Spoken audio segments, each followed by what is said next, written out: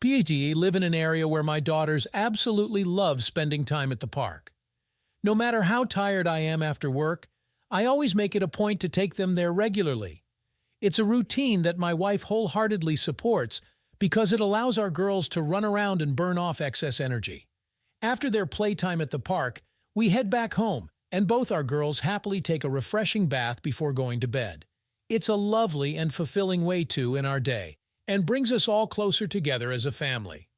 One day, much like any other, I came back home from work early, and my brother was visiting because there was a hockey game we wanted to watch together. My daughters were excited about going to the park, but I wanted to finish watching the game before taking them. As my brother and I watched the game, my wife prepared dinner for the family. We decided to have dinner earlier than usual, since we planned to go to the park later. After the game ended, my daughters were ready for the park, and we were in a hurry because it was getting dark. The park was only 10 minutes away from our house, but I told my wife we'd be back in an hour because of the fading daylight. On our way to the park, my youngest daughter fell and scratched her knee. We decided to head back home to clean and dress the wound. As we returned home, I expected my brother's car to be gone because there was no reason for him to stay. To my surprise, my wife hadn't locked the entrance door, something she typically did. I noticed my brother's car was still in the driveway, but didn't think much of it. However, when I entered our bedroom, I found my brother on top of my wife.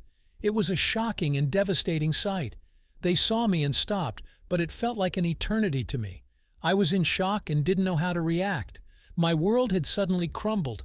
I had loved my wife my entire life, and I couldn't believe this betrayal. My reaction wasn't what you might expect because I was in shock. I left to find first aid for my daughter's minor wound and then decided to go to the park. It was only later at the park that the reality of the situation began to sink in, and I started to cry. I called my mom to tell her what I had witnessed, and she was furious with my brother. The betrayal was overwhelming, and I wouldn't wish this on anyone. When I got back home, my brother's car was gone, but my wife was nervously waiting on the sofa. I didn't speak to her at that moment and focused on getting the kids to bed. The next day, I confronted my wife about the affair, but she claimed that my brother had forced himself on her. I didn't believe her, as my brother wasn't the aggressive type, and I knew she was lying. I called my brother's wife and told her what had happened. He claimed he was drunk, even though we hadn't been drinking that evening. I've since taken legal precautions, securing our bank accounts and consulting divorce lawyers. My wife's actions and betrayal have destroyed any trust one had in her.